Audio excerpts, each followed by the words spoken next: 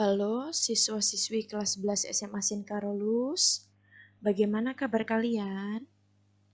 Ibu berharap anak-anak semua tetap dalam keadaan sehat dimanapun berada ya. Bertemu kembali bersama Ibu Brigit dalam pembelajaran Bahasa Indonesia. Hari ini kita akan melanjutkan materi tentang teks prosedur, yaitu bagian kedua tentang struktur dan kaidah kebahasaan.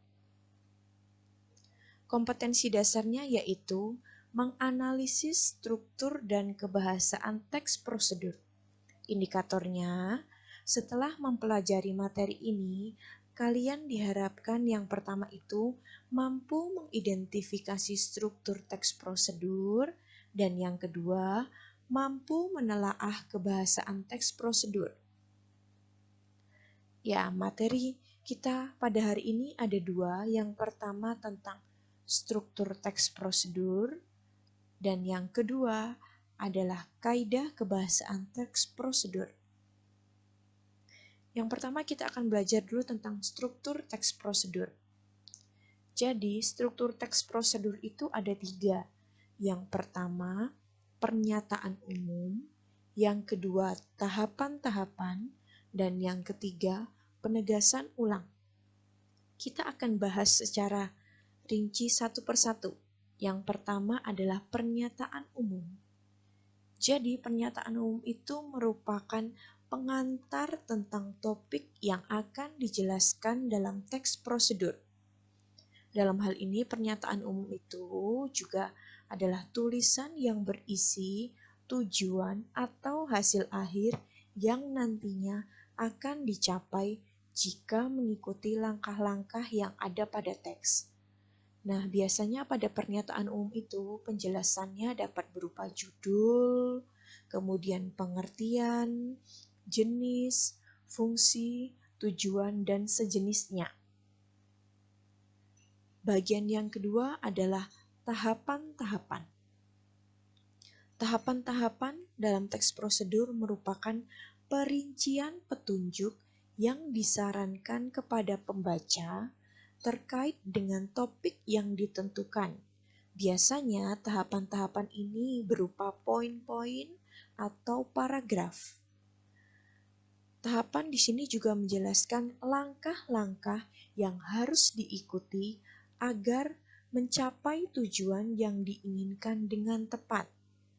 Atau kata lainnya, tahapan-tahapan pada teks prosedur itu berisi cara, proses, urutan kerja, tahap demi tahap, atau langkah-langkah dalam mengerjakan sesuatu.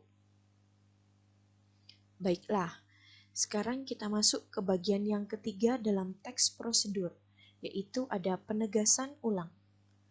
Penegasan ulang adalah simpulan dan penekanan agar prosedur dilakukan sesuai dengan urutan langkah.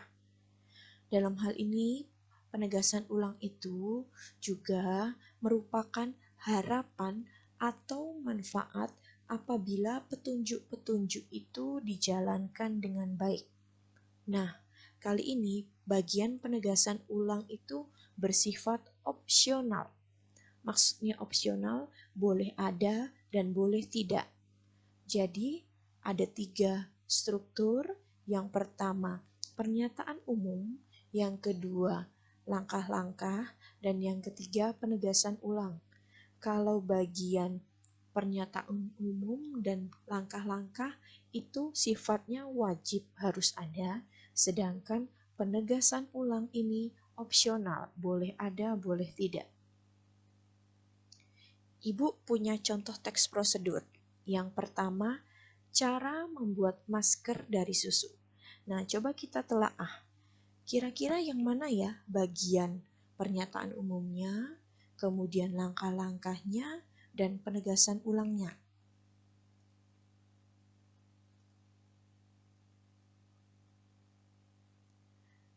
Baik, di sini terlihat bahwa dari kata merawat sampai pada wajah merupakan bagian pernyataan umum dari teks prosedur ini.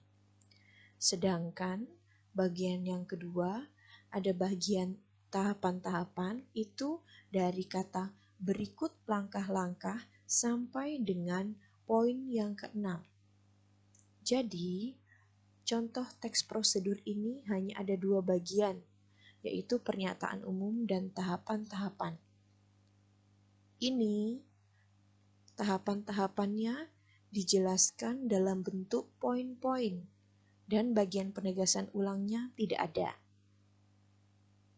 Sedangkan di contoh yang kedua, dengan judul Kiat Tetap Semangat Saat Bekerja, coba yang mana kira-kira bagian pernyataan umum ya? Nah, betul sekali.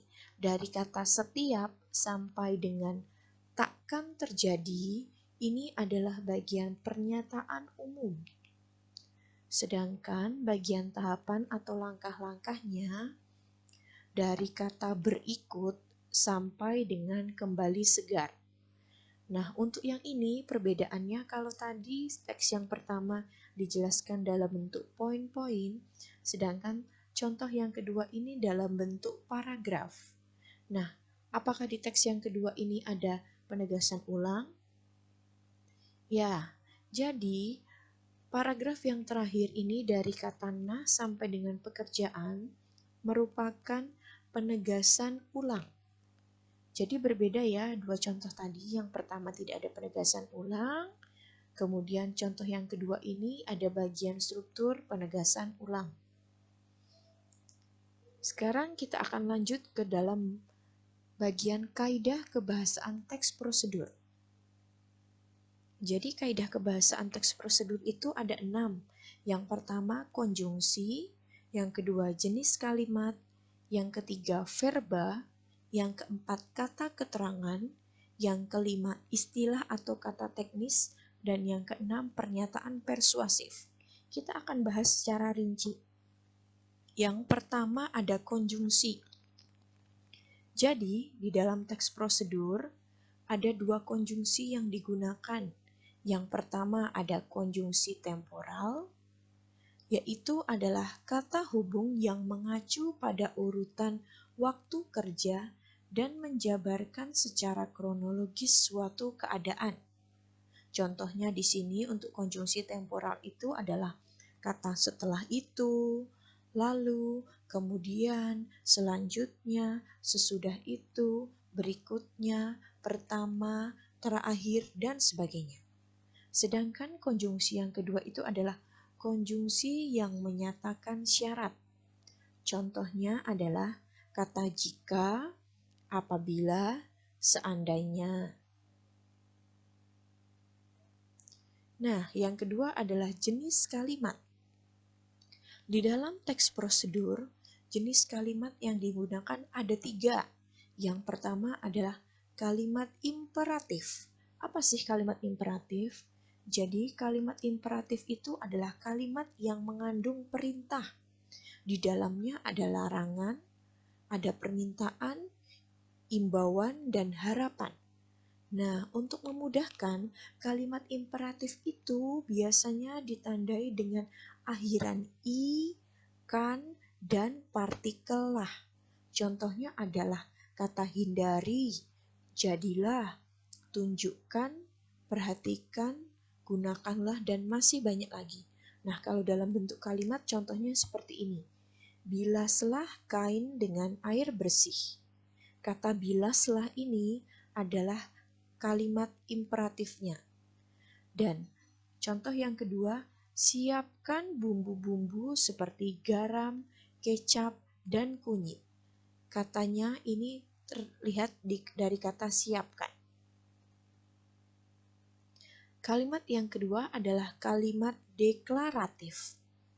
Kalimat deklaratif adalah kalimat yang berisi pernyataan, baik itu berita atau informasi. Biasanya kalimat deklaratif ini terdapat di bagian pernyataan umum. Kalimat deklaratif berfungsi untuk memberi informasi atau berita mengenai sesuatu. Nah, contohnya kalau di dalam teks prosedur, kalimat deklaratif ini yang pertama. Nasi goreng adalah makanan khas Indonesia berbahan nasi yang dicampur bumbu tertentu. Ini menginformasikan kepada kita tentang nasi goreng. Contoh kalimat yang kedua adalah bahasa tubuh sangat penting dalam penilaian wawancara. Ini adalah contoh kalimat deklaratif yang berisi pernyataan, memberikan informasi kepada kita. Jenis kalimat yang ketiga adalah kalimat interrogatif. Apa sih kalimat interrogatif itu? Jadi kalimat interrogatif adalah kalimat yang berisi pertanyaan.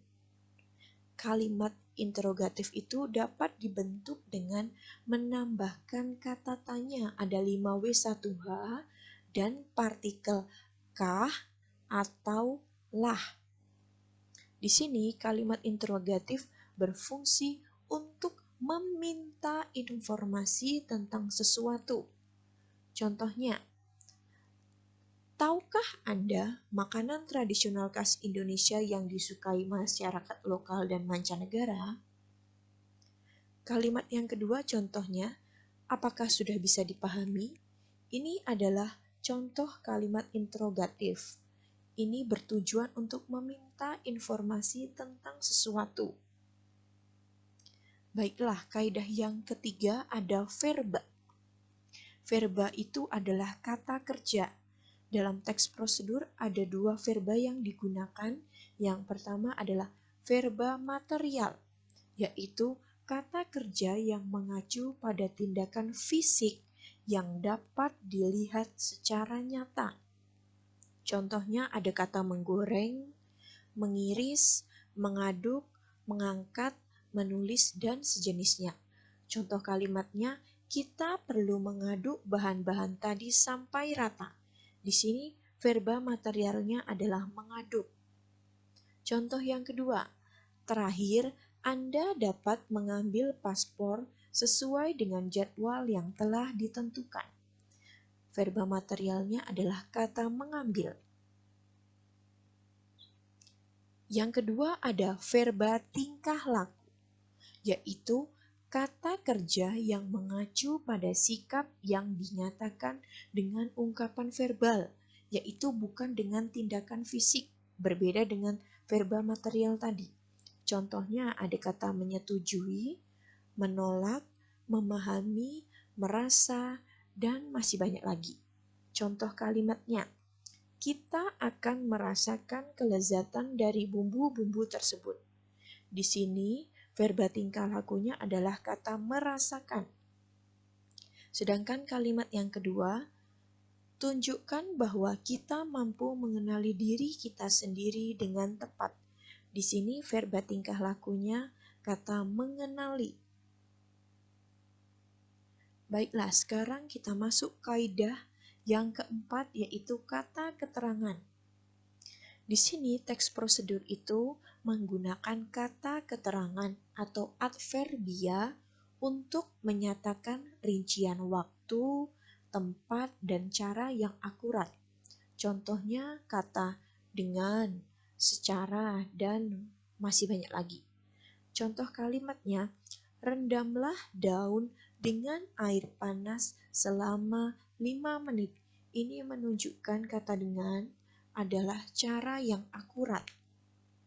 Sedangkan contoh kalimat yang kedua, analisis data dapat dilakukan secara manual atau dengan bantuan komputer.